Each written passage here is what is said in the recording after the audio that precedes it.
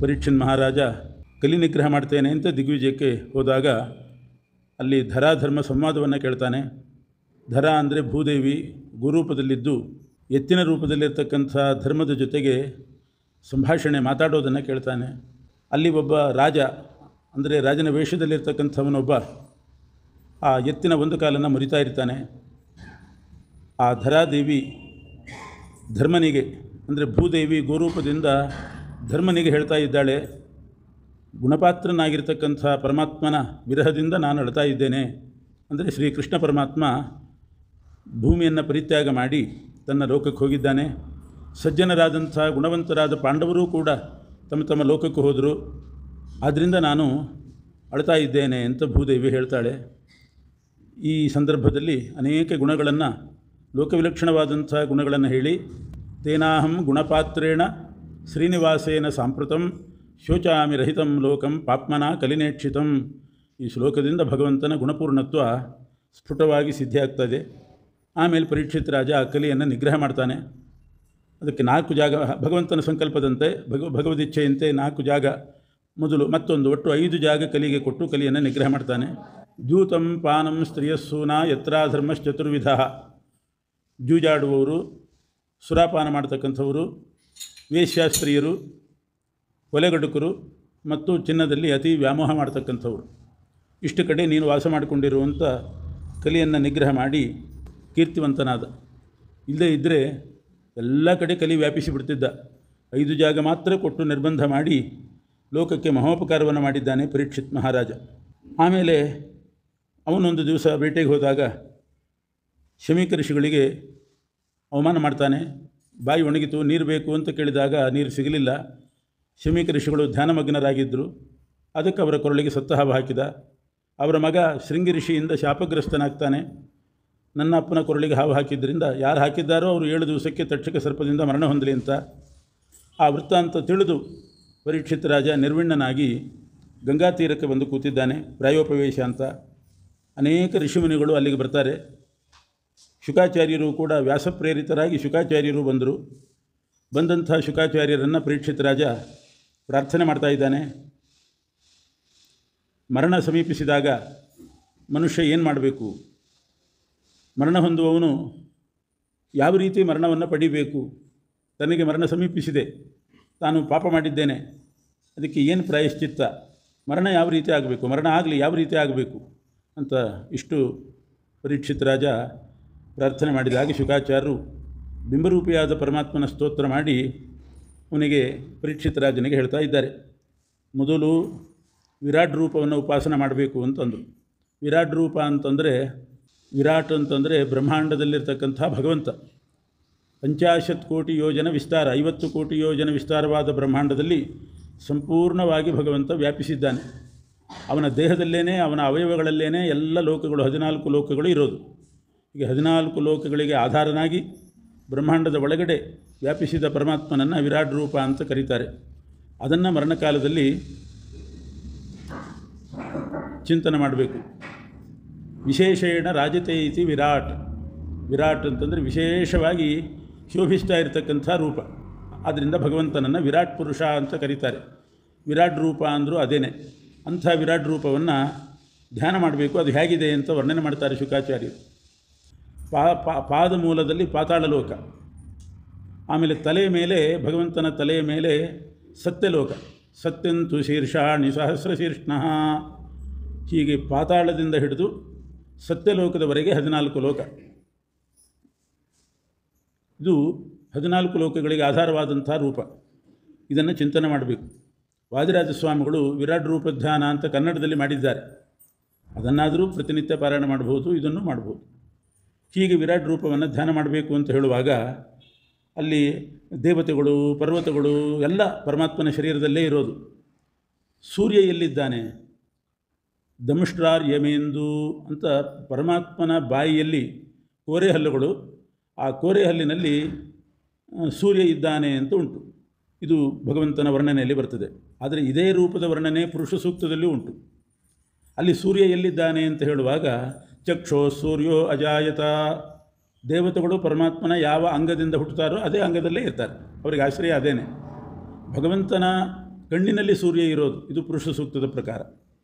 ಆದರೆ ಇಲ್ಲಿ ಶುಕಾಚಾರ್ಯರು ಹೇಳುವಂಥ ವಿರಾಟ್ ರೂಪದ ವರ್ಣನೆಯಲ್ಲಿ ಸೂರ್ಯ ಇರೋದು ಪರಮಾತ್ಮನ ಹಲ್ಲಿನಲ್ಲಿ, ಕೋರೆ ದಾಡೆಯಲ್ಲಿ. ಪರಸ್ಪರ ವಿರೋಧ ಬಂದ ಹಾಗೆ ಕಾಣಿಸ್ತದೆ. ಎಲ್ಲಿದ್ದಾನೆ ಸೂರ್ಯನನ್ನು ಎಲ್ಲಿ ಚಿಂತನೆ ಮಾಡಬೇಕು? ವಿರಾಟ್ ರೂಪ ಚಿಂತನೆ ಮಾಡುವುದು ಹಲ್ಲಿನಲ್ಲಿ ಮಾಡಬೇಕು, ಕಣ್ಣಿನಲ್ಲಿ ಮಾಡಬೇಕು, ಎರಡರಲ್ಲೂ ಮಾಡಬೇಕಷ್ಟೆ. ಭಾಗವತವೂ ಪ್ರಮಾಣ, ಪುರುಷ ಸೂಕ್ತವೂ ಪ್ರಮಾಣ. ಅದು ಹೇಗೆ? ಒಬ್ಬ ಸೂರ್ಯ ಎರಡು ಕಡೆಯಿಂದ ಹುಟ್ಟೋದು ಹೇಗೆ ಅಂತಂದರೆ, ದೇವತೆಗಳು ಬೇರೆ ಬೇರೆ ರೂಪದಿಂದ ಅನೇಕ ಕಡೆ ಹುಟ್ಟುತ್ತಾ ಇರುತ್ತೆ. ಯಾಕೆ ಅಂತಂದರೆ ಆಯಾ ಗುಣಗಳನ್ನು ಸಂಪಾದನೆ ಮಾಡಲಿಕ್ಕೆ. ಭಗವಂತನ ಕಣ್ಣಿನಲ್ಲಿ ಏನು ಗುಣ ಇದೆ ಆ ಗುಣ ಸಂಪಾದನೆ ಮಾಡಲಿಕ್ಕೆ ಕಣ್ಣಿನಿಂದಲೂ ಹುಟ್ಟಿದ ಸೂರ್ಯ, ಕೋರೆ ದಾಡಿಯಿಂದಲೂ ಹುಟ್ಟಿದ ಆ ಗುಣವನ್ನು ಸಂಪಾದನೆ ಮಾಡಲಿಕ್ಕೆ. ಅನೇಕ ಬಾರಿ ಚಂದ್ರ ಎಲ್ಲಿ ಹುಟ್ಟಿದ?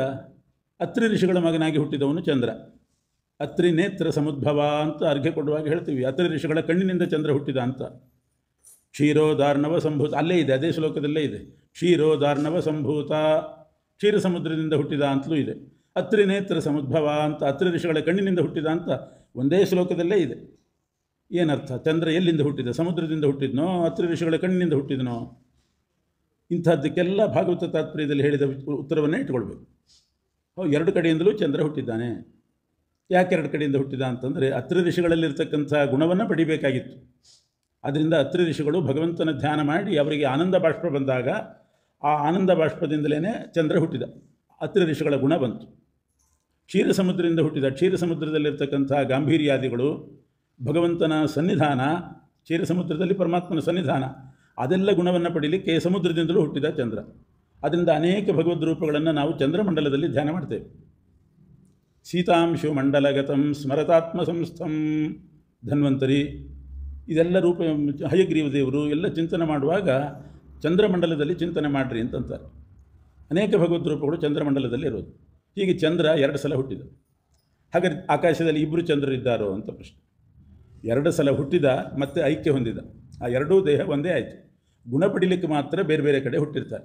ದೇವತೆಗಳಿಗೆ ಆ ಶಕ್ತಿ ಇದೆ. ಒಂದು ಸಲ ಹುಟ್ಟಿದವರು ಇನ್ನೊಂದು ದೇಹದಿಂದ ಮತ್ತೊಂದು ಕಡೆ ಹುಟ್ಟಿ ಆ ಎರಡೂ ದೇಹಕ್ಕೆ ಐಕ್ಯವನ್ನು ಪಡೆದು ಬಿಡ್ತಾರೆ. ಲಕ್ಷ್ಮೀದೇವಿ ಎಲ್ಲಿಂದ ಪ್ರಾದುರ್ಭವಿಸಿದ್ಲು? ಸಮುದ್ರದಿಂದಲೇ ಪ್ರಾದುರ್ಭವಿಸಿದ್ಲು. ಕ್ಷೀರಸಾಗರ ಕನ್ಯಕಾ ಅಂತ ಹೇಳ್ತೇವೆ. ಅದೇ ಲಕ್ಷ್ಮೀದೇವಿ ಭೃಗು ಋಷಿಗಳ ಮಗಳಾಗಿ ಹುಟ್ಟಿದ್ಲು ಅಂತಲೂ ಉಂಟು. ಭಾರ್ಗವಿ ಅಂತ ಕರೀತಾರೆ ಲಕ್ಷ್ಮಿಯನ್ನು. ಭಾರ್ಗವಿ ಅಂದರೆ ಏನು? ಭೃಗು ಋಷಿಗಳ ಮಗಳು ಅಂತ ಅರ್ಥ. ಈ ಪ್ರಕಾರ ದೇವತೆಗಳಲ್ಲಿ ಬೇರೆ ಬೇರೆ ದೇಹದಿಂದ ನಾನಾ ಕಡೆ ಹುಟ್ಟುವಂಥ ಕ್ರಮ ಉಂಟು. ಮತ್ತು ಐಕ್ಯವನ್ನು ಹೊಂದಿಬಿಡ್ತಾರೆ. ಆದ್ದರಿಂದ ಈ ವಿರಾಟ್ ರೂಪ ಧ್ಯಾನ ಮಾಡುವಾಗ ಸೂರ್ಯನನ್ನು ಎಲ್ಲಿ ಚಿಂತನೆ ಮಾಡಬೇಕು ಪರಮಾತ್ಮನ ಅವಯವಗಳಲ್ಲಿ ಅಂದರೆ ಎಲ್ಲಿಯೂ ಮಾಡಬಹುದು. ಕಣ್ಣಿನಲ್ಲಿದ್ದಾನೆ ಅಂತಲೂ ಮಾಡಬಹುದು, ಹಾಗೂ ದಂಷ್ಟ್ರ ಅಂದರೆ ಕೋರೆಹಲ್ಲಿನಲ್ಲಿಯೂ ಕೂಡ ಮಾಡಬಹುದು. ಹೀಗೆ ಶ್ರೀಮದ್ ಆಚಾರ್ಯರು ಅನೇಕ ವಿಷಯದಲ್ಲಿ ಇದೇ ರೀತಿ ತಾತ್ಪರ್ಯದಲ್ಲಿ ನಿರ್ಣಯ ಕೊಡ್ತಾರೆ. ಇದನ್ನೆಲ್ಲ ವಿರಾಟ್ ರೂಪ ಉಪಾಸನೆ ಮಾಡುವ ಕ್ರಮವನ್ನು ಹೇಳಿ ಆಮೇಲೆ ಅವರು ಬಿಂಬರೂಪಿ ಪರಮಾತ್ಮನ ಸ್ತೋತ್ರ ಮಾಡಿ ಭಾಗವತ ಹೇಳಲಿಕ್ಕೆ ಶುರು ಮಾಡ್ತಾರೆ. ಸಂಕ್ಷಿಪ್ತವಾಗಿ 24 ಭಗವದ್ ಅವತಾರವನ್ನು ಹೇಳಿದ್ದಾರೆ. ಅದು ಮುಂದೆ ವಿಸ್ತಾರವಾಗಿ ಬರ್ತದೆ. ಬಿಂಬರೂಪಿ ಪರಮಾತ್ಮನ ಸ್ತೋತ್ರ ಮಾಡುವಾಗ ಅದು ಎಲ್ಲ ಮಾಡೋದು ಪರಮಾತ್ಮ ಒಳಗಡೆ ಬಿಂಬರೂಪಿಯಾಗಿ ಭಗವಂತ ಇದ್ದಾನೆ. ಅವನ ಕ್ರಿಯೆಯಿಂದಲೇ ನಮ್ಮ ಕ್ರಿಯೆ, ಸ್ವತಂತ್ರವಾಗಿ ನಮ್ಮ ಕ್ರಿಯೆ ಏನೂ ಇಲ್ಲ. ಇದೇ ಪರಮಾತ್ಮನಿಗೂ ನಮಗೂ ಇರೋ ಸಂಬಂಧ. ಬೇರೆ ಸಂಬಂಧಗಳು ಬೇಕಾದಷ್ಟುಂಟು. ಪರಮಾತ್ಮ ಪಿತನಾಗಿದ್ದಾನೆ, ಸಖನಾಗಿದ್ದಾನೆ, ಬಂಧು ತಾಯಿ ಎಲ್ಲ ರೀತಿಯಲ್ಲೂ ಇದ್ದಾನೆ. ಆದರೆ ಎಲ್ಲದಕ್ಕಿಂತಲೂ ವಿಶೇಷವಾದ ಸಂಬಂಧ ಅಂತಂದರೆ ಅವನು ಬಿಂಬ, ನಾವು ಪ್ರತಿಬಿಂಬ. ನಮ್ಮಲ್ಲಿ ಏನಾದರೂ ಒಂದು ಗುಣ ಬರಬೇಕಾಗಿದ್ದರೆ ಅಥವಾ ಏನಾದರೂ ಒಂದು ವಸ್ತು ನಮಗೆ ಲಾಭ ಆಗಬೇಕಾಗಿದ್ದರೆ ಅದು ಬಿಂಬರೂಪಿ ಪರಮಾತ್ಮನಿಗೆ ಸಮರ್ಪಣೆ ಮಾಡಿದರೆ ಮಾತ್ರ ಆಗ್ತದೆ, ಹೊರತು ಇಲ್ಲದಿದ್ದರೆ ಸಿಗೋದು. ನಮಗಿವತ್ತು ವಸ್ತ್ರ ಬೇಕು ಅಂತಂದರೆ ಆ ಪರಮಾತ್ಮನಿಗೆ ನಾವು ವಸ್ತ್ರ ಸಮರ್ಪಣೆ ಮಾಡಬೇಕು. ಮಾಡಿದರೆ ಮಾತ್ರ ನಮಗೆ ವಸ್ತ್ರ ಲಾಭ, ಇಲ್ಲದಿದ್ದರೆ ಇಲ್ಲ. ಈ ಜನ್ಮದಲ್ಲಿ ಮಾಡಿಲ್ವಲ್ಲ ನಾವು, ಆದರೂ ಬೇಕಾದಷ್ಟಿದೆ ನಮ್ಮ ಮನೆಯಲ್ಲಿ ಅಂತಂದರೆ ಹಿಂದಿನ ಜನ್ಮದಲ್ಲಿ ಮಾಡಿದ್ದೀರಿ ಅಂತ ಅರ್ಥ. ಇದನ್ನು ಆಚಾರ್ಯರು ವಿಶೇಷವಾಗಿ ಬಿಂಬ ಪ್ರತಿಬಿಂಬ ಭಾವ ಸಂಬಂಧ ಇದೆ, ಅದನ್ನು ಹೆಚ್ಚು ಅನುಸಂಧಾನ ಮಾಡಬೇಕು. ಬರೇ ಪಿತಾಪುತ್ರ ಸಂಬಂಧ ಇಟ್ಕೊಂಡ್ರೆ ತಂದೆ ಮಗನಿಗೆ ಬೇಕಾದಷ್ಟು ಕೊಡ್ತಾನೆ, ಮಗ ತಂದೆಗೆ ಏನು ಕೊಡೋ ಪ್ರಸಂಗ ಇರೋದು. ಈತ ಕೊಡ್ತಾನೆ, ಭಗವಂತ ಹಾಕ್ಕೊಡ್ತಾನೆ ಅಂತ ಮಾತ್ರ ತಿಳ್ಕೊಬೇಡಿ. ತಾಯಿ ಮಗನಿಗೆ ಕೊಡ್ತಾಳೆ, ಮಗ ತಾಯಿಗೇನೂ ಮಾಡೋದಿಲ್ಲ. ಆದರೆ ಇಲ್ಲಿ ಹಾಗಲ್ಲ, ನಾವು ಭಗವಂತನಿಗೇನು ಮಾಡ್ತೀವಿ ಅದು ಮಾತ್ರ ನಮಗೆ ದೊರೀತದೆ. ಯಾಕೆ? ಬಿಂಬಕ್ಕೆ ಮಾಡಿದರೆ ಪ್ರತಿಬಿಂಬದಲ್ಲಿ ಅಲಂಕಾರ, ಬಿಂಬಕ್ಕೆ ಮಾಡಲಿಲ್ಲ ಅಂದರೆ ಪ್ರತಿಬಿಂಬದಲ್ಲಿ ಅಲಂಕಾರ ಇಲ್ಲ. ಆದ್ದರಿಂದ ಬಿಂಬರೂಪಿಯಾದಂಥ ಪರಮಾತ್ಮನ ಸ್ತೋತ್ರ ಮಾಡ್ತಾರೆ. ಅದಕ್ಕೆ ನಾವು ಎಲ್ಲವನ್ನೂ ಕೃಷ್ಣಾರ್ಪಣ ಅಂತ ಅನ್ನೋ ಉದ್ದೇಶನೂ ಅದೇನೆ.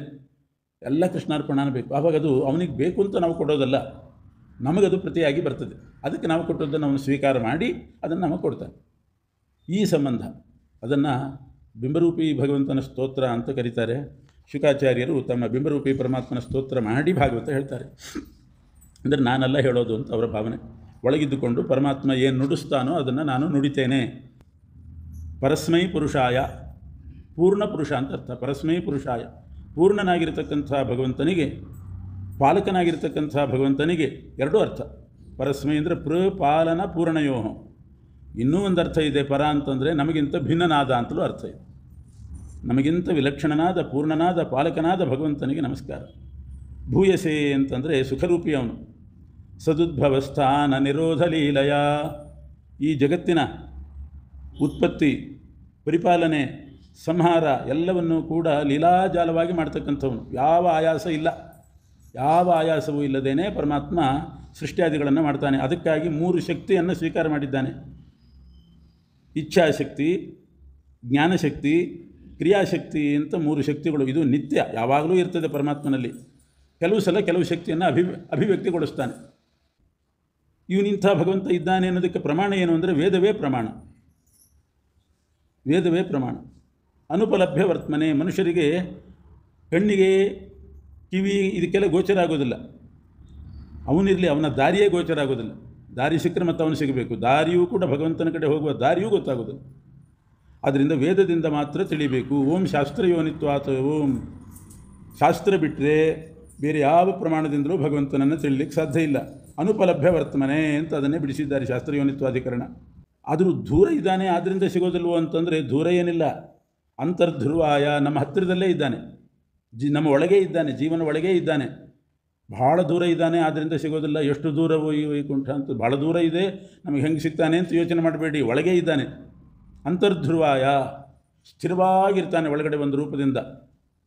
ಆ ನಿತ್ಯನಾದ ಭಗವಂತ ಸ್ಥಿರವಾಗಿರೋದ್ರಿಂದ ಜೀವನು ನಿತ್ಯನಾಗಿದ್ದಾನೆ. ಆದರೂ ಸಿಗ್ತಾ ಇಲ್ಲ. ಯಾಕೆ ಅಂದರೆ ವೇದ ಇಲ್ಲದೆ ಸಿಗಲ್ಲ, ಶಾಸ್ತ್ರ ಇಲ್ಲದೆ ಪರಮಾತ್ಮ ಅವನು ಗೋಚರ ಆಗೋದಿಲ್ಲ. ಅಂತರ್ಧ್ರುವಾಯ ಅನುಪಲಭ್ಯ ವರ್ತಮನೆ, ಇಂಥ ಭಗವಂತನಿಗೆ ನಮೋ ನಮಃ ಅಂತ ಸ್ತೋತ್ರ ಮಾಡಿ ಅಷ್ಟಕ್ಕೆ ಬಿಡಬಾರ್ದು. ಒಂದು ಸಲ ನಮಸ್ಕಾರ ಹಾಕಿ. ಉಪನಿಷತ್ತು ಕೇಳಿರ್ತೀರಿ, ಅಲ್ಲಿ ಏನಿದೆ, ವರುಣದೇವರ ಮಗ ಭೃಗು ಋಷಿಗಳು ಪರಮಾತ್ಮನ ತತ್ವಜ್ಞಾನ ಪಡಿಬೇಕು ಅಂತ ವರುಣದೇವರ ಹತ್ರ ಬಂದರು. ವರುಣ ಒಂದಿಷ್ಟು ಉಪದೇಶ ಮಾಡಿದ. ಹೋದರು ಭೃಗು ಋಷಿಗಳು, ಅದನ್ನು ಮನನ ಮಾಡಿದರು. ಆ ರೂಪದ ಸಾಕ್ಷಾತ್ಕಾರ ಆಯಿತು. ಮತ್ತೆ ಬಂದ ಭೃಗು ಋಷಿಗಳು, ಮತ್ತೆ ಬಂದರು. ಭಗವಂತನ ಉಪಾಸನೆಯನ್ನು ಒಂದೇ ಸಲ ಮಾಡೋದಲ್ಲ, ಆವೃತ್ತಿ ಮಾಡಬೇಕು. ಆವೃತ್ತಿ. ಅದರಿಂದಲೇ ಭೃಗು ಋಷಿಗಳು ಅಷ್ಟು ಸಲ ಬಂದರು. ಅನೇಕ ಬಾರಿ ಶ್ರವಣ ಮಾಡಬೇಕು. ಶ್ರವಣಾದಿಗಳನ್ನು ಒಂದು ಸಲ ಮಾಡಬೇಕು, ಅನೇಕ ಬಾರಿ ಮಾಡಬೇಕು ಅಂತ ಜಿಜ್ಞಾಸೆ ಬಂದಾಗ ಬ್ರಹ್ಮಸೂತ್ರದಲ್ಲಿ ನಿರ್ಣಯ ಮಾಡಿದ್ದಾರೆ. ಯಾಕೆ ಕೆಲವು ಕೆಲಸ ನಾವು ಒಂದೇ ಸಲ ಮಾಡ್ತೀವಿ, ಕೆಲವು ಕೆಲಸವನ್ನು ಅನೇಕ ಬಾರಿ ಮಾಡ್ತೀವಿ. ಅನುಷ್ಠಾನ ಮಾಡುವಾಗ 2 ಥರದ ಪದ್ಧತಿ ಇದೆ. ಭತ್ತ ಕುಟ್ಟಬೇಕು, ಯಜ್ಞ ಮಾಡುವಾಗ ಭತ್ತ ಕುಟ್ಟಿ ಆಮೇಲೆ ಆ ಅಕ್ಕಿಯಿಂದ ಚೆರು ಮಾಡಿ ಯಜ್ಞ ಮಾಡಬೇಕು. ಭತ್ತ ಕುಟ್ಟುವಾಗ ಒಂದು ಸಲ ಕುಟ್ಟಬೇಕು, 8 ಸಲ ಒಣಕೆಯಿಂದ 8 ಸಲ ಏಟು ಹಾಕಬೇಕು ಅಂತ ಕೇಳಿದ್ರೆ ಏನು ಹೇಳಬೇಕು? ಹೊಟ್ಟು ಹೋಗೋ ತನಕ ಏಟು ಹಾಕಬೇಕು. ಹೊಟ್ಟು ಹೋಗೋ ತನಕನೂ ಕುಟ್ತಾನೇ ಇರಬೇಕು. ಹೊಟ್ಟು ಹೋಯ್ತು ಅಂತ ನಿಲ್ಲಿಸ್ಬೋದು. ಹಾಗೆಯೇ ಅದು ಅನೇಕ ಬಾರಿ ಮಾಡ್ತಕ್ಕಂಥ ಕಾರ್ಯ. ಅವಹನನ ಅಂತಾರೆ. ವ್ರೀಹಿಯನ್ನು ಕುಟ್ಟೋದು, ಭತ್ತವನ್ನು ಕುಟ್ಟೋದು. ಇನ್ನು ಅಗ್ನಿಯನ್ನು ಪ್ರೋಕ್ಷಣೆ ಮಾಡಿ ಹಾಕಬೇಕು ಅಂತಿದೆ. ಒಂದು ಸಲ ಮಾಡಬೇಕು, 8 ಸಲ ಮಾಡಬೇಕು ಅಂತಂದರೆ ಪದೇ ಪದೇ ಪ್ರೋಕ್ಷಣೆ ಮಾಡಿಬಿಟ್ರೆ ಅಗ್ನಿ ಇನ್ನೊಂದು ಸಲ ತರಿಸ್ಬೇಕಾಗ್ತದೆ. ಮತ್ತೆ ಒಂದೇ ಸಲ ಪ್ರೋಕ್ಷಣೆ ಮಾಡಬೇಕು. ಬೆಂಕಿಗೆ ಅಗ್ನಿಗಾಗುವಾಗ 10 ಸಲ ಪ್ರೋಕ್ಷಣೆ ಮಾಡಿದರೆ ಅಗ್ನಿ ಉಳಿಯೋಲ್ಲ. ಹೀಗೆ ಸಕೃದನುಷ್ಠೇಯ, ಅಸಕೃದನುಷ್ಠೇಯ ಅಂತ 2 ಥರ ಕ್ರಮಗಳಿದೆ.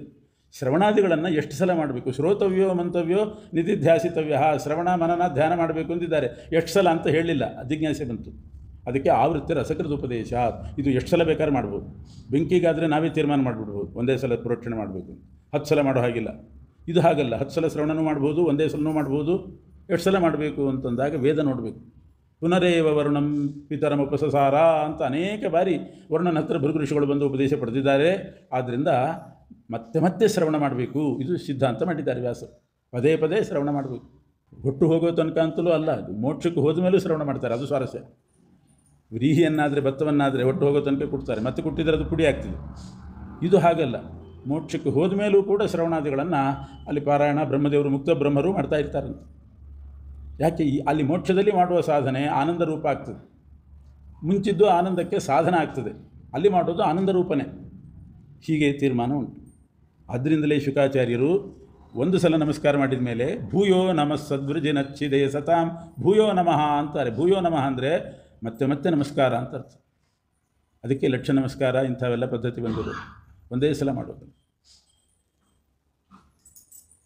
ಯಾಕೆ ಪುನಃ ಪುನಃ ನಮಸ್ಕಾರ ಮಾಡಬೇಕು ಅಂತಂದರೆ ಭಗವಂತನಿಗೆ ಅದು ಬಹಳ ಇಷ್ಟ. ಇಷ್ಟಪ್ರಾಪ್ತಿ ಅನಿಷ್ಟ ನಿವೃತ್ತಿ ಆಗಬೇಕಾದ್ರೆ ಪುನಃ ಪುನಃ ಮಾಡಬೇಕು. ಸದ್ವೃಜಿನಚ್ಚಿದೆ, ಎಷ್ಟು ಬಾರಿ ನಾವು ನಮಸ್ಕಾರ ಮಾಡ್ತೇವೋ ಅಷ್ಟು ಪ್ರೀತನಾಗಿ ನಮ್ಮ ಪಾಪವನ್ನು ಪರಿಹಾರ ಮಾಡ್ತಾನೆ. ಅಸಜ್ಜನರಿಗೆ ಸಿಗೋದಿಲ್ಲ. ಅಖಿಲ ಸತ್ವಮೂರ್ತಯೇ ಸಕಲ ಸಾಧು ಪೂರ್ಣವಾದ ಸಾಧು ಸ್ವರೂಪನಾಗಿದ್ದಾನೆ ಪರಮಾತ್ಮ. ಪಾರಮಹಂಸ ಆಶ್ರಮೇ ವ್ಯವಸ್ಥಿತಾನಾಂ, ಸನ್ಯಾಸ ಧರ್ಮದಲ್ಲಿದ್ದಂಥವರಿಗೆ ಅವನು ವಿಶೇಷವಾಗಿ ಆ ಭಗವಂತ ಅವರಿಗೆ ಮೋಕ್ಷ ಫಲವನ್ನು ಕೊಡ್ತಕ್ಕಂಥವನು. ಯಾಕೆ ಅಂದರೆ ಸನ್ಯಾಸಾಶ್ರಮ ಭಗವಂತನಿಗೆ ಬಹಳ ಇಷ್ಟ ಅಂತ ಉಂಟು. ತುರ್ಯಾಶ್ರಮೇ, 4 ಆಶ್ರಮಗಳಲ್ಲಿ ಶ್ರೇಷ್ಠವಾದ ಆಶ್ರಮ ಯಾವುದು ಅಂದರೆ ಗೃಹಸ್ಥಾಶ್ರಮ. ಭಗವಂತನಿಗೆ ಅತಿ ಪ್ರೀತಿ ಇರೋ ಆಶ್ರಮ ಅಂದರೆ ಸನ್ಯಾಸಾಶ್ರಮ ಅಂತ. ಶ್ರೇಷ್ಠವಾದ ಆಶ್ರಮ ಗೃಹಸ್ಥಾಶ್ರಮ ಯಾಕೆ ಅಂತಂದರೆ ಉಳಿದ 3 ಆಶ್ರಮದವರಿಗೆ ಆಶ್ರಯ ಕೊಡಬೇಕಾದವರು ಗೃಹಸ್ಥರು. ಬ್ರಹ್ಮಚಾರಿಗಳನ್ನೂ ಸಾಕಬೇಕು ಗೃಹಸ್ಥರು, ಸನ್ಯಾಸಿಗಳನ್ನೂ ಸಾಕಬೇಕು, ಆಮೇಲೆ ವಾನಪ್ರಸ್ಥರನ್ನೂ ನೋಡ್ಕೋಬೇಕು. ಇವರು 3 ಆಶ್ರಮದವರ ಜವಾಬ್ದಾರಿ ಗೃಹಸ್ಥರಿಗೆ ಇರೋದರಿಂದ ಅದು ಶ್ರೇಷ್ಠ ಅಂತ ಉಂಟು. ಆದರೆ ತುರ್ಯಾಶ್ರಮೇ ಮಮ ಪ್ರೀತಿರ್ ಗರೀಯಸಿ ಅಂತಾನೆ ಪರಮಾತ್ಮ. ನನಗೋಸ್ಕರವಾಗಿ ಸರ್ವಸಂಗ ಪರಿತ್ಯಾಗ ಮಾಡಿರ್ತಾರೆ. ಆದ್ದರಿಂದ ಅಂಥವ್ರ ಮೇಲೆ ನನಗೆ ಬಹಳ ಪ್ರೀತಿ. ಎಲ್ಲರನ್ನೂ ಬದಿಗೊತ್ತಿ ಭಗವಂತನನ್ನೇ ಹುಡುಕೊಂಡು ಬಂದಿರ್ತಾರೆ ಅವರು. ಆದ್ದರಿಂದ ನನಗೆ ಬಹಳ ಪ್ರೀತಿ ಅಂತ. ಹೀಗೆ ಶುಕಾಚಾರ್ಯರ ಬಿಂಬರೂಪಿ ಪರಮಾತ್ಮನ ಸ್ತೋತ್ರ ಪ್ರಾರಂಭ ಆಗ್ತದೆ. ಭಗವಂತನನ್ನು ಕೀರ್ತನೆ ಮಾಡಬೇಕು, ಅವನ ಬಗ್ಗೆ ಕಥಾಶ್ರವಣ ಮಾಡಬೇಕು, ಅವನನ್ನು ನೋಡಬೇಕು, ನಮಸ್ಕಾರ ಮಾಡಬೇಕು, ಸ್ಮರಣೆ ಮಾಡಬೇಕು, ಷೋಡಶೋಪಚಾರಗಳಿಂದ ಪೂಜೆ ಮಾಡಬೇಕು. ಇಷ್ಟು ಸಾಧನೆ ಮಾಡಿದರೆ 6 ವಿಧ: ಯತ್ ಕೀರ್ತನಂ, ಯತ್ ಶ್ರವಣಂ, ಯದೀಕ್ಷಣಂ, ಯದ್ವಂದನಂ, ಯತ್ ಸ್ಮರಣಂ, ಯದರ್ಹಣಂ ಲೋಕಸ್ಯ ಸದ್ಯೋ ವಿಧುನೋತಿ ಕಲ್ಮಷಂ. ಎಲ್ಲ ಪಾಪವನ್ನು ಪರಿಹಾರ ಮಾಡಿ ಅವರಿಗೆ ದಿವ್ಯವಾದ ಮೋಕ್ಷಾಖ್ಯ ಶ್ರೇಯಸ್ಸನ್ನು ಕೊಡ್ತಾನೆ.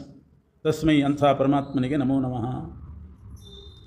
ಮತ್ತು ಏನು ಮಾಡ್ತೇವೆ ಅದನ್ನೆಲ್ಲ ಅರ್ಪಣೆ ಮಾಡಬೇಕು ಅಂತ ಹೇಳಿದೆ. ಅದು ಶುಕಾಚಾರ್ಯ ಅದನ್ನು ಹೇಳ್ತಾರೆ. ತಪಸ್ಸು ಮಾಡಲಿ, ದಾನ ಮಾಡಲಿ, ಕೀರ್ತಿ ಸಂಪಾದನೆ ಮಾಡಲಿ, ಮನನ ಮಂತ್ರಜ್ಞಾನ ಮಂಗಳ ಕಾರ್ಯ ಏನು ಮಾಡಿದರೂ ಕೂಡ ವಿನಾಯದರ್ಪಣಂ, ಅವನಿಗೆ ಅರ್ಪಣೆ ಮಾಡದೇ ಇದ್ದರೆ ಕ್ಷೇಮಂ ನ ವಿಂದಂತಿ, ಅವರಿಗೇನೂ ಲಾಭ ಇಲ್ಲ. ಮಾಡಿದ್ದೆಲ್ಲ ಭಸ್ಮನ್ಹುತಂ, ಬೂದಿಯಲ್ಲಿ ಹೋಮ ಮಾಡಿದ ಹಾಗೆ ಆಗ್ತದೆ. ಆದ್ದರಿಂದ ಅವನಿಗೆ ಅರ್ಪಣೆ ಮಾಡಿದರೆ ಮಾತ್ರ ಫಲ ಸಿಗ್ತದೆ. ತಸ್ಮೈ ಸುಭದ್ರ ಶ್ರವಸೇ ನಮೋ ನಮಃ. ಇನ್ನು ಯಾರು ಬೇಕಾದರೂ ಮಾಡ್ಬೋದು. ಕಿರಾತರು, ಹೂಣರು, ಆಂಧ್ರರು, ಪುಲಿಂದರು, ಪುಲ್ಕಸರು, ಆಭೀರ, ಕಂಕ, ಯವನ ಅಂತ ಅನೇಕ ವಿಧವಾಗಿರ್ತಕ್ಕಂಥ ಜಾತಿ ಇದೆ. ಇಂಥವರೂ ಕೂಡ ಭಗವಂತನನ್ನಲ್ಲ, ಭಗವಂತನ ಪಾದ ಆಶ್ರಯಿಸಿದವರನ್ನು ಹಿಡಿದ್ರೆ ಸಾಕು. ಭಗವದ್ಭಕ್ತರ ಪಾದ ಹಿಡಿದ್ರೆ ಸಾಕು, ಉದ್ಧಾರ ಆಗ್ತಾರೆ. ಇನ್ನು ಪರಮಾತ್ಮನನ್ನು ಕೀರ್ತನೆ ಮಾಡಿದರೆ, ನಮಸ್ಕಾರ ಮಾಡಿದರೆ ಉದ್ಧಾರ ಆಗ್ತಾರೆ ಅಂತ ಏನು ಹೇಳಬೇಕು? ಭಗವಂತನ ಭಕ್ತರ ಕೀರ್ತನೆ ಮಾಡಿದರೆ ಉದ್ಧಾರ ಆಗ್ತಾರೆ. ರಾಯರ ಪಾದ ಕೀರ್ತನೆ ಮಾಡುವವರು ಯಾರಿರ್ತಾರೆ ಅವರ ದರ್ಶನ ಮಾಡಿದ್ರೇ ಪಾಪ ಪರಿಹಾರ ಆಗ್ತದೆ. ಇನ್ನು ರಾಘವೇಂದ್ರ ಸ್ವಾಮಿಗಳ ದರ್ಶನ ಮಾಡಿದರೆ ಆಗ್ತದೆ ಅಂತ ಏನು ಹೇಳಬೇಕು ಅಂತ. ಹಾಗೆ ಕಿರಾತ, ಹೂಣಾಂಧ್ರ, ಪುಲಿಂದ, ಪುಲ್ಕಸಾದಿಗಳು ಭಗವಂತನ ಪಾದ ಆಶ್ರಯಿಸಿದವರ ಪಾದ, ಭಗವದ್ಭಕ್ತರ ಪಾದ ಹಿಡಿದ್ರೇ ಪವಿತ್ರ ಆಗ್ತಾರೆ. ಇನ್ನು ಭಗವಂತನ ಮಹಿಮೆ ಎಷ್ಟಿರಬೇಡ. ಆ ಪರಮಾತ್ಮ ಶ್ರೀಯಃಪತಿ, ಲಕ್ಷ್ಮೀಪತಿಯಾಗಿದ್ದಾನೆ. ಅವನಿಗೇನೂ ಕೊರತೆ ಇಲ್ಲ. ಮಹಾಮಹಿಮೋಪೇತ, ಲಕ್ಷ್ಮೀನೇ ದೊಡ್ಡವಳು, ಲಕ್ಷ್ಮೀದೇವಿಗೆ ಪತಿಯಾಗಿದ್ದಾನೆ. ಅದರಿಂದ ಸರ್ವಾಧಿಪತ್ಯ ಸಿದ್ಧ ಆಯಿತು ಅವನಿಗೆ. ಶ್ರೀಪತಿಯಾಗಿದ್ದಾನೆ. ಎಲ್ಲಿ ಯಜ್ಞ ನಡೆದರೂ ಕೂಡ ಯಜ್ಞಕ್ಕೂ ಅವನೇ ಪತಿ, ಎಲ್ಲ ಪ್ರಜೆಗಳಿಗೆ ಪತಿ, ಪ್ರಜಾಪತಿ. ಧಿಯಾಂಪತಿ, ಎಲ್ಲರ ಬುದ್ಧಿಯನ್ನು ಕೊಡ್ತಕ್ಕಂಥ ಧೀಪತಿ, ಲೋಕಗಳಿಗೆಲ್ಲ ಪತಿಯಾಗಿದ್ದಾನೆ. ಶ್ರೀಯಃಪತಿ, ಯಜ್ಞಪತಿ, ಪ್ರಜಾಪತಿ, ಧಿಯಾಂಪತಿ, ಲೋಕಪತಿ, ಧರಾಪತಿ, ಇಡೀ ಭೂಮಂಡಲ ಪತಿಯಾಗಿದ್ದಾನೆ. ಸಜ್ಜನರಿಗೆ ಪತಿಯಾಗಿದ್ದಾನೆ. ಪತಿ ಗತಿಯೂ ಅವನೇ, ಕೃಷ್ಣಿಗಳಿಗೆ, ಸಾತ್ವತರಿಗೆ, ಎಲ್ಲರಿಗೂ ಕೂಡ. ಅಂಥ ಭಗವಂತ ಪ್ರಸನ್ನನಾಗಲಿ. ಇನ್ನೊಂದು ಶ್ಲೋಕ ಇದೆ, ಅದು ನಮ್ಮ ಆಚಾರ್ಯರ ಸಿದ್ಧಾಂತಕ್ಕೆ ಬಹಳ ಸಾಧಕವಾದದ್ದು. ಯದಂಘ್ಯಭಿಧ್ಯಾನ ಸಮಾಧಿ ಧೌತಯ ಧಿಯಾನುಪಶ್ಯಂತಿ ಹಿ ತತ್ವಮಾತ್ಮನಃ ವದಂತಿ ಚೈತತ್ಕವಯೋ ಯಥಾರುಚಂ ಸಮೇ ಮುಕುಂದೋ ಭಗವಾನ್ ಪ್ರಸೀದತಾಂ. ಆ ಭಗವಂತ ನನ್ನ ಮೇಲೆ ಪ್ರಸನ್ನನಾಗಲಿ ಅಂತ ಕೇಳ್ತಾ ಇದ್ದಾರೆ ಶುಕಾಚಾರ್ಯರು. ಎಂಥ ಭಗವಂತ! ಯಾವ ಪರಮಾತ್ಮನ ಪಾದದ ಧ್ಯಾನ ಮತ್ತು ಸಮಾಧಿ, ಭಗವಂತನ ಪಾದಗಳ ಧ್ಯಾನ ಮತ್ತು ಸಮಾಧಿಗಳಿಂದ ನಮ್ಮ ಮನಸ್ಸಿನ ಕಲ್ಮಶವನ್ನು ತೊಳ್ಕೊಳ್ಬೇಕು. ಪರಮಾತ್ಮನ ಪಾದದ ಧ್ಯಾನ ಸಮಾಧಿಗಳು ಎರಡು. ಧ್ಯಾನ ಅಂದರೆ ಅಖಂಡ ಸ್ಮರಣೆ, ತೈಲಧಾರೆಯಂತೆ ಅವಿಚ್ಛಿನ್ನವಾಗಿ ಸ್ಮರಣೆ ಮಾಡಿದರೆ ಧ್ಯಾನ. ಅದೇ ಪರಿಪಕ್ವಾವಸ್ಥೆಗೆ ಹೋದಾಗ ಸಮಾಧಿ ಅಷ್ಟೇ. ಧ್ಯಾನದ್ದೇ ಪರಾಕಾಷ್ಠೆ ಹೋದರೆ ಸಮಾಧಿ ಅಂತಾರೆ. ಹೀಗೆ ಧ್ಯಾನ ಮತ್ತು ಸಮಾಧಿಗಳಿಂದ ನಮ್ಮ ಮನಸ್ಸಿನ ಕಲ್ಮಶವನ್ನು ತೊಳ್ಕೊಳ್ಳಿಕ್ಕೆ ಬರ್ತದೆ. ಅದಕ್ಕೆ ಧ್ಯಾನ ಸ್ನಾನ ಅಂತ ಅನ್ನೋದು. ಯದಂಘ್ರಿ ಅಭಿಧ್ಯಾನ ಸಮಾಧಿ ಧೌತಯ. ಧೌತ ಅಂದರೆ ಮಾರ್ಜನ ಮಾಡೋದು ಅಂತ ಅರ್ಥ. ಬಟ್ಟೆ ಒಗಿತಾರಲ್ಲ ಅದಕ್ಕೆ ಧೌತ ಅಂತಾರೆ. ಹಾಗೆ ಪರಮಾತ್ಮನ ಪಾದ ಧ್ಯಾನ ಮತ್ತು ಸಮಾಧಿಗಳಿಂದ ಧೌತವಾದ ಶುದ್ಧವಾದ ಧಿಯಾ ಮನಸ್ಸಿನಿಂದ ಆ ಭಗವಂತನನ್ನು ನೋಡ್ಬೋದು. ಇದು ಎಲ್ಲ ಜ್ಞಾನಿಗಳಿಗೆ ಸಮ್ಮತವಾದದ್ದು. ಪರಮಾತ್ಮನ ದರ್ಶನ ಯಾವುದರಿಂದ? ಧಿಯಾ ಅನುಪಶ್ಯಂತಿ, ಮನಸ್ಸಿನಿಂದ ಪರಮಾತ್ಮನ ದರ್ಶನ ಆಗ್ತದೆ. ಮನಸಾ ಅವಲೋಕನಂ ಧ್ಯಾನಂ ಅಂತ ಸುಧಾಕರರು ಬರೀತಾರೆ. ಮನಸ್ಸಿನಿಂದ ಭಗವಂತನನ್ನು ನೋಡೋದು. ಆ ರೀತಿ ನೋಡಬೇಕಾದ್ರೆ ಮನಸ್ಸು ಈಗಿದ್ದ ಮನಸ್ಸಿನಿಂದ ನೋಡಲಿಕ್ಕಾಗೋದಿಲ್ಲ. ಅದು ಸ್ವಚ್ಛ ಆಗಬೇಕು. ಅದು ಪರಮಾತ್ಮನ ಧ್ಯಾನ ಸಮಾಧಿಗಳಿಂದ ಪೂರ್ತಿ ಒಗೆದ ಬಟ್ಟೆಯಂತೆ ಮನಸ್ಸಾಗಬೇಕು, ಪೂರ್ಣ ಶುದ್ಧ ಆಗಬೇಕು, ನಿಷ್ಕಲ್ಮಶ ಆಗಬೇಕು. ಆಗ ಮನಸ್ಸಿನಿಂದ ಪರಮಾತ್ಮನನ್ನು ನೋಡಲಿಕ್ಕೆ ಬರ್ತದೆ. ಹೀಗೆ ಎಲ್ಲ ಜ್ಞಾನಿಗಳು ಕೂಡ ಹೇಳ್ತಾ ಇದ್ದಾರೆ, ಅಂಥ ಪರಮಾತ್ಮನಿಗೆ ಭಗವಂತ ನಮ್ಮ ಮೇಲೆ ಪ್ರಸನ್ನನಾಗಲಿ ಅಂತ ಹೇಳಿದ್ದಾರೆ. ಇದರಿಂದ ಏನು ಸಿದ್ಧ ಆಗ್ತದೆ? ಮೊದಲು ಧ್ಯಾನ ಮಾಡಬೇಕು, ಸಮಾಧ್ಯವಸ್ಥೆಯನ್ನು ತಲುಪಬೇಕು, ಆಮೇಲೆ ಮನಸ್ಸು ಒಗೆದ ಬಟ್ಟೆಯಂತೆ ಆಗ್ತದೆ. ಆಗ ಆ ಮನಸ್ಸಿಗೆ ಭಗವಂತ ಗೋಚರ ಆಗ್ತಾನೆ, ಪರಮಾತ್ಮನ ಸಾಕ್ಷಾತ್ಕಾರ ಆಗ್ತದೆ. ಈ ಪ್ರೋಸೆಸ್ ಹೇಳಿದ್ದಾರೆ. ಧ್ಯಾನ ಸಮಾಧಿ ಆಮೇಲೆ ದರ್ಶನ. ಆದರೆ ಕೆಲವರು ಏನು ಹೇಳ್ತಾರೆ ಅಂದರೆ, ಸುಮ್ಮನೆ ವೇದಾರ್ಥ ಶ್ರವಣದಿಂದಲೇ ಸಾಕ್ಷಾತ್ಕಾರ ಆಗಿಬಿಡ್ತದೆ ಅಂತಾರೆ. ಶ್ರವಣ ಮಾಡಿದರೆ ಸಾಕು ಸಾಕ್ಷಾತ್ಕಾರ ಅಂತ. ಇದೆಷ್ಟು ವಿರುದ್ಧ ಆಗಿದೆ. ಶ್ರವಣ ಮಾಡಿ, ಮನನ ಮಾಡಿ, ಧ್ಯಾನ ಮಾಡಿ ಆಮೇಲೆ ಮನಸ್ಸಿನಿಂದ ಪರಮಾತ್ಮನನ್ನು ನೋಡಬೇಕು. ಶುಕಾಚಾರ್ಯ ಇದನ್ನು ಹೇಳ್ತಾ ಇದ್ದಾರೆ. ಇದನ್ನಿಟ್ಟುಕೊಂಡೇ ಶ್ರೀಮದಾಚಾರ್ಯರು ಆ ಮತವನ್ನು ಶ್ರವಣದಿಂದ ಸಾಕ್ಷಾತ್ಕಾರ ಅನ್ನೋದನ್ನು ಖಂಡನೆ ಮಾಡ್ತಾರೆ. ಹಾಗಾದರೆ ವೇದದಲ್ಲಿ ಮನನ ಧ್ಯಾನ ಮಾಡಬೇಕು ಅಂತ ಹೇಳಿದ್ದಾರಲ್ಲ, ಮೂರು ಸ್ಟೆಪ್ ಹೇಳ್ತಾರೆ. ಶ್ರೋತವ್ಯೋ ಮಂತವ್ಯೋ ನಿಧಿಧ್ಯಾಸಿತವ್ಯ. ಶ್ರವಣ ಮನನ ಧ್ಯಾನ, ಆಮೇಲೆ ದ್ರಷ್ಟವ್ಯ ದರ್ಶನ. ಈ ಶ್ರವಣದಿಂದಲೇ ದರ್ಶನ ಆಗಿಬಿಟ್ರೆ ಆಮೇಲೆ ಮನನ ಯಾಕೆ ಬೇಕು, ಧ್ಯಾನ ಯಾತಕ್ಕೆ ಬೇಕು ಅಂತಂದರೆ ಉತ್ತರಾಂಗ ಅಂತ ಹೇಳ್ತಾರೆ. ಉತ್ತರಾಂಗ ಅಂತ ಹೇಳಿ ಪೂರ್ವಾಂಗ ಉತ್ತರಾಂಗ ಅಂತ ಎರಡು. ಪೂರ್ವಾಂಗ ಅಂತಂದರೆ ಫಲಸಿದ್ಧಿಗಿಂತ ಮೊದಲು ಮಾಡಬೇಕಾದದ್ದೆಲ್ಲ ಪೂರ್ವಾಂಗ, ಫಲಸಿದ್ಧಿ ಆದಮೇಲೆ ಮಾಡಬೇಕಾದದ್ದು ಉತ್ತರಾಂಗ. ಮನನ ಮತ್ತು ಧ್ಯಾನಗಳು ಉತ್ತರಾಂಗ ಅಂತಾರೆ. ಅಂದರೆ ದರ್ಶನ ಆದಮೇಲೆ ಮನನ ಧ್ಯಾನ ಮಾಡಬೇಕಂತ. ಪೂರ್ವಾಂಗ ಏನು? ಶ್ರವಣ ಮಾತ್ರ. ಶ್ರವಣ ಮಾಡಿದರೆ ಸಾಕು, ದರ್ಶನ ಆಗಿಬಿಡ್ತದೆ, ಅದು ಪೂರ್ವಾಂಗ. ದರ್ಶನ ಆದಮೇಲೆ ಮತ್ತೆ ಧ್ಯಾನ ಮಾಡಬೇಕಂತ ಉತ್ತರಾಂಗ. ಈ ಸಿದ್ಧಾಂತವನ್ನು ಭಾಗವತ ಅಲ್ಲಗಳಿತಾ ಇದೆ.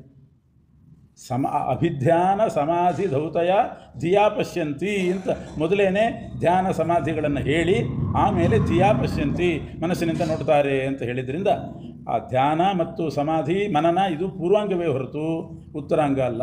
ಕೇವಲ ಶ್ರವಣದಿಂದ ಸಾಕ್ಷಾತ್ಕಾರ ಆಗೋದಿಲ್ಲ. ಶ್ರವಣದಿಂದಲೇ ಸಾಕ್ಷಾತ್ಕಾರ ಆಗೋದು ಅಂತಾದರೆ ಅದಕ್ಕಿಂತ ಹಿಂದಿನ ಸಾಧನೆ ಯಾವುದು? ಕರ್ಮ. ಮೊದಲು ಕರ್ಮ, ಆಮೇಲೆ ಶ್ರವಣ, ಮನನ, ಧ್ಯಾನ, ಸಾಕ್ಷಾತ್ಕಾರ. ಎಷ್ಟು ದೂರ ಇದೆ ಶ್ರವಣ ಅನ್ನೋದು? ಅದರಿಂದಲೇ ಸಾಕ್ಷಾತ್ಕಾರ ಆಗೋದಾದರೆ ಅದಕ್ಕಿಂತ ಹಿಂದಿರೋ ಕರ್ಮದಿಂದಲೇ ಆಗ್ತದೆ ಅಂತ ಹೇಳಬೇಕಾಗ್ತದೆ. ಕರ್ಮದಿಂದ ಸಾಕ್ಷಾತ್ಕಾರ ಅಲ್ಲ, ಶ್ರವಣದಿಂದ ಅಲ್ಲ, ಮತ್ತೇನು ಧ್ಯಾನ ಸಮಾಧಿಗಳಾದ ಮೇಲೆ ಸಾಕ್ಷಾತ್ಕಾರ. ಇದನ್ನು ವ್ಯಾಸರಾಜರು ನ್ಯಾಯಾಮೃತದಲ್ಲಿ ವಿಶೇಷ ಸಮರ್ಥನೆ ಮಾಡಿದ್ದಾರೆ. ವಾದಿರಾಜ ಸ್ವಾಮಿಗಳು ಇದನ್ನು ಸಮರ್ಥನೆ ಮಾಡ್ತಾರೆ. ಧ್ಯಾನ ಅನ್ನೋದು ಮೊದಲು ಇರ್ತಕ್ಕಂಥ ಹಂತ, ಆಮೇಲೆ ದರ್ಶನ. ಅದು ಉತ್ತರಾಂಗ ಅಲ್ಲ, ಪೂರ್ವಾಂಗ. ಭಗವಂತನ ತತ್ವವನ್ನು, ಸ್ವರೂಪವನ್ನು ಯೋಗ್ಯತಾನುಸಾರ ನೋಡ್ತಾರೆ. ವದಂತಿ ಚೈತತ್ಕವಯೋ ಯಥಾರುಚಂ. ಇದನ್ನು ದೊಡ್ಡ ದೊಡ್ಡ ಜ್ಞಾನಿಗಳು ಕೂಡ ಶಿಷ್ಯರಿಗೆ ತಿಳಿಸ್ತಾ ಇದ್ದಾರೆ. ತಸ್ಮೈ ಸಮೇ ಮುಕುಂದೋ ಭಗವಾನ್ ಪ್ರಸೀದತಾಂ.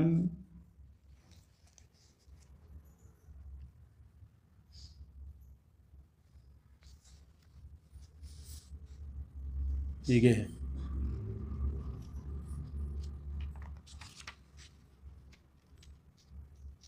ಶುಕಾಚಾರ್ಯರು ಬಿಂಬರೂಪಿ ಪರಮಾತ್ಮನ ಸ್ತೋತ್ರ ಮಾಡಿ ಆಮೇಲೆ ಭಾಗವತ ಹೇಳ್ತಾರೆ. ಅದರ ಮಧ್ಯದಲ್ಲಿ ಭಾಗವತ ಹೇಗೆ ಬಂತು ಅಂತ ಹೇಳುವಾಗ ಪರಮಾತ್ಮ ಬ್ರಹ್ಮದೇವರಿಗೆ ಉಪದೇಶ ಮಾಡಿದ, ಹೀಗೆಲ್ಲ ಭಾಗವತ ಆಗಮನ ಕ್ರಮ ಹೇಳಿದ್ದಾರೆ. ಅಲ್ಲಿ ಬ್ರಹ್ಮದೇವರು ಅವರನ್ನು ನಾರದರು ಕೇಳ್ತಾರೆ, ನೀವು ಯಾರನ್ನು ಧ್ಯಾನ ಮಾಡ್ತಾ ಇದ್ದೀರಿ, ಯಾರನ್ನು ತಪಸ್ಸು ಮಾಡ್ತೀರಿ, ಯಾರ ಒಲುಮೆಗಾಗಿ ತಪಸ್ಸು ಮಾಡ್ತೀರಿ ಅಂತ ಕೇಳಿದಾಗ ಬ್ರಹ್ಮದೇವರು ಆ ಭಗವಂತನ ಒಲುಮೆಗಾಗಿ ತಪಸ್ಸು ಮಾಡ್ತೀನಿ, ಅಂತ ಹೇಳ್ತಾರೆ. ಆಗ ಆ ಭಗವಂತನ ಮಹಿಮೆ ಹೇಳ್ರಿ ಅಂತ ನಾರದರು ಕೇಳಿದಾಗ ಬ್ರಹ್ಮದೇವರು ನಾರದರಿಗೆ ಭಾಗವತ ಹೇಳ್ತಾರೆ. ಪರಮಾತ್ಮನಿಂದ ಬ್ರಹ್ಮದೇವರಿಗೆ ಬಂತು, ಬ್ರಹ್ಮದೇವರು ನಾರದರಿಗೆ ಹೇಳ್ತಾರೆ. ನಾರದರಿಗೆ ಹೇಳುವ ಪ್ರಸಂಗ ಏನು ಅಂತಂದರೆ, ನಾರದರು ಬ್ರಹ್ಮದೇವರ ಹತ್ರ ಹೋಗಿ ಈ ಪ್ರಶ್ನೆ ಕೇಳ್ತಾರೆ, ನೀವೇ ಜಗತ್ತಿನ ಪಿತಾಮಹ, ನೀವೇ ಲೋಕ ಸೃಷ್ಟಿ ಮಾಡಿದವರು, ನಿಮಗೆ ಯಾರ ಒಲುಮೆ ಬೇಕು, ಯಾಕೆ ತಪಸ್ಸು ಮಾಡ್ತಿದ್ದೀರಿ ನೀವು ಅಂತ ಕೇಳಿದಾಗ ಬ್ರಹ್ಮದೇವರು ಭಗವಂತನ ಒಲುಮೆಗೆ ಅವನ ಇಚ್ಛೆಯಿಂದಲೇ ನಾನು ಸೃಷ್ಟಿ ಮಾಡಿದ್ದು, ನಾನು ಸ್ವತಂತ್ರ ಅಲ್ಲ ಅಂತ ಭಗವಂತನ ವರ್ಣನೆ ಮಾಡ್ತಾರೆ. ಹಾಗಾದ್ರೆ ಅವನ ಕಥೆ ಹೇಳ್ರಿ ಅಂದಾಗ ಭಾಗವತ ಹೇಳ್ತಾರೆ. ಇಲ್ಲಿ ನಾರದರು ಕೇಳಿದಾಗ ಬ್ರಹ್ಮದೇವರು ಒಂದೇ ಸಲ ಉತ್ತರ ಕೊಡಲಿಲ್ಲ. ಯಾರ ಒಲುಮೆಗಾಗಿ ತಪಸ್ಸು ಮಾಡ್ತೀರಿ, ನೀವೇ ತಾನೇ ಸೃಷ್ಟಿಕರ್ತ, ಜಗತ್ಪಿತಾಮಹ, ನಿಮ್ಮ ಮೇಲೆ ಯಾರಿದ್ದಾರೆ? ನಾರದರು ಕೇಳಿ, ನಿಮ್ಮ ಮೇಲೆ ಯಾರಿದ್ದಾರೆ? ನೀವೇ ತಾನೇ ಚೀಫ್, ಎಲ್ಲದಕ್ಕೆ ಮೂಲ ನೀವೇ, ನೀವು ನಿಮಗೆ ಯಾರು ಒಲುಮೆ ಬೇಕು ಅಂತ ಕೇಳಿದ ಕೂಡಲೇ ಹೇಳಲಿಲ್ಲ.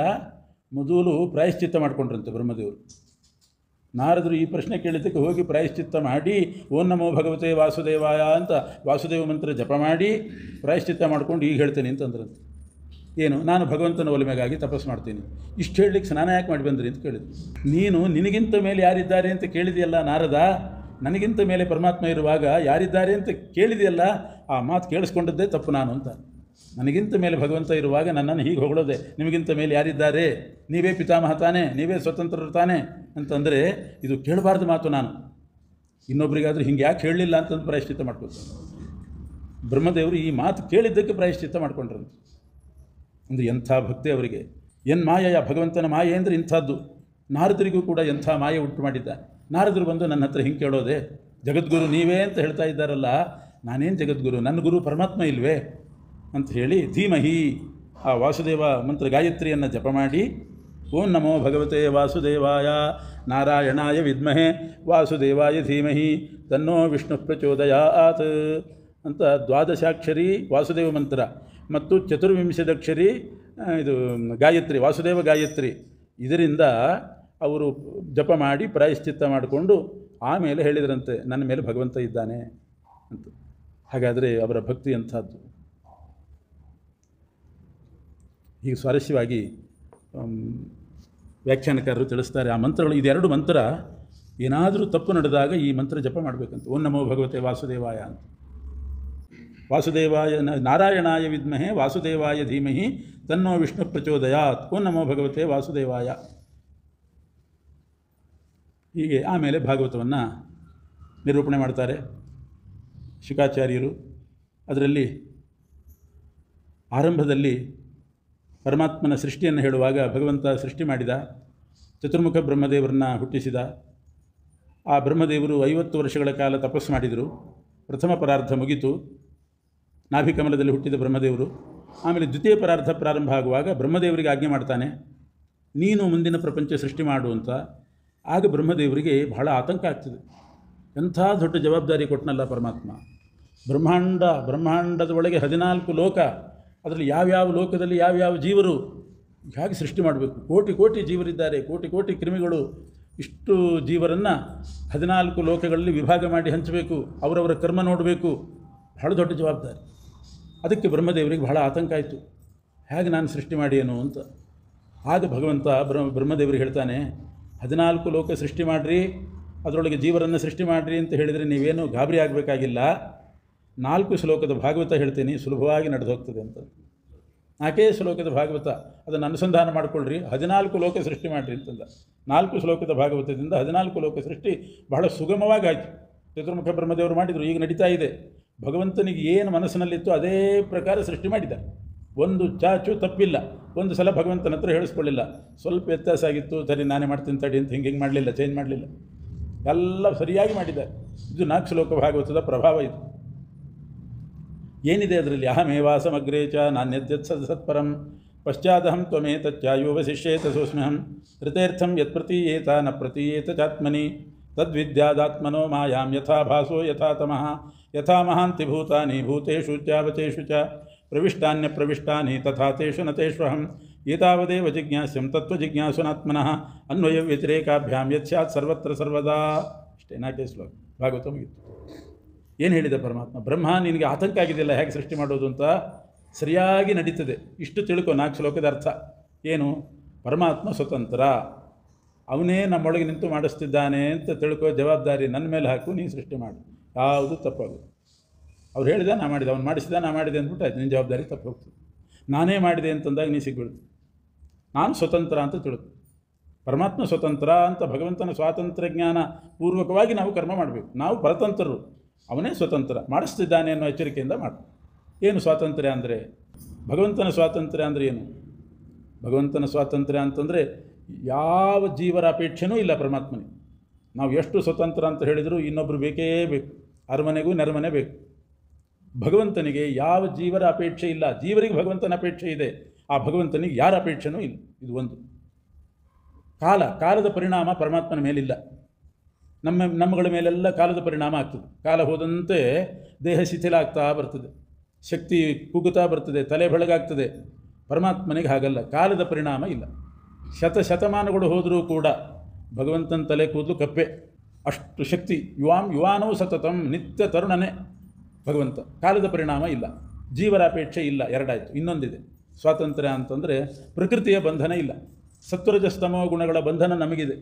ಕೆಲವು ಸಲ ಸಾತ್ವಿಕ ರಾಜಸ ತಾಮಸ ಕಾರ್ಯ ಮಾಡ್ತೀವಿ, ಗುಣತ್ರಯ ಬದ್ಧರು.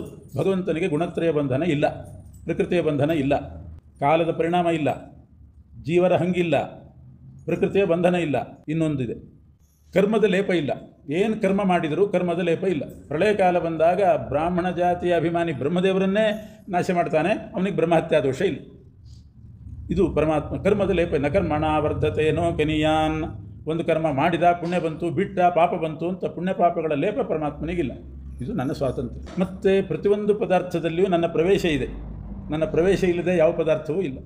ಏನಾದರೂ ಒಂದು ಪದಾರ್ಥ ಜಡವೇ ಆಗಲಿ ಉಪಯೋಗಕ್ಕೆ ಬಿತ್ತು ಅಂತಂದರೆ ಭಗವಂತನ ಸನ್ನಿಧಾನ ಇದೆ ಅಂತ ಅರ್ಥ. ಅದರ ಉಪಯೋಗ ನಾವು ಬಿಟ್ಬಿಟ್ವಿ ಅಂತಂದರೆ ಸನ್ನಿಧಾನ ಹೋಗಿದೆ ಅಂತ ಅರ್ಥ. ಯಾವುದೋ ಒಂದು ಪದಾರ್ಥ ಬಳಸ್ತಿದ್ದೀವಿ, ಹಳೇದಾಯಿತು, ಹೊಸದು ಬಂತು, ತೊಗೊಂಡ್ವಿ, ಹಳೇದನ್ನು ಅಟ್ಟದ ಮೇಲೆ ಇಡ್ತೀವಿ, ಅಲ್ಲಿ ಸನ್ನಿಧಾನ ಹೋಯಿತು ಅಂತ ಅರ್ಥ. ಅಷ್ಟೇ. ಸನ್ನಿಧಾನ ಇರೋ ತನಕ ಆಗ್ತದೆ. ಒಬ್ಬ ಮನುಷ್ಯನಲ್ಲಿ ಸನ್ನಿಧಾನ ಇರೋ ತನಕ ಅವನಿಗೆ ಭಾರಿ ಮಹತ್ವ. ಭಗವಂತನ ಸನ್ನಿಧಾನ ಹೋಯಿತು ಅಂತಂದರೆ ಅವನು ಮೂಲೆ ಗುಂಪಾಗಿ ಕೊಡ್ತಾನೆ ಅಷ್ಟೆ. ಪ್ರತಿಯೊಂದರಲ್ಲಿಯೂ ನಾನು ಹಾಸುಹೊಕ್ಕಾಗಿ ಸೇರಿದ್ದೇನೆ. ನನ್ನ ಸಂಕಲ್ಪಕ್ಕೆ ಬರದೇ ಇದ್ದರೆ ಒಂದು ಕೆಲಸನೂ ಆಗೋದಿಲ್ಲ. ನನ್ನ ಸಂಕಲ್ಪಕ್ಕೆ ಬಂತೋ ಯಾರಿಗೂ ತಡಿಲಿಕ್ಕಾಗಲ್ಲ. ಇವೆಲ್ಲ ಭಗವಂತನ ಸ್ವಾತಂತ್ರ್ಯ. ಅದನ್ನು ಹೇಳಿ ನೀನು ಸೃಷ್ಟಿ ಮಾಡು ಅಂತ ಹೇಳ್ತಾರೆ. ಆಮೇಲೆ ಬ್ರಹ್ಮದೇವರು ಸೃಷ್ಟಿ ಮಾಡಿದರು ಅಂತ ಚತುಶ್ಲೋಕಿ ಭಾಗವತ ಉಪದೇಶ ಬಂದಿದೆ.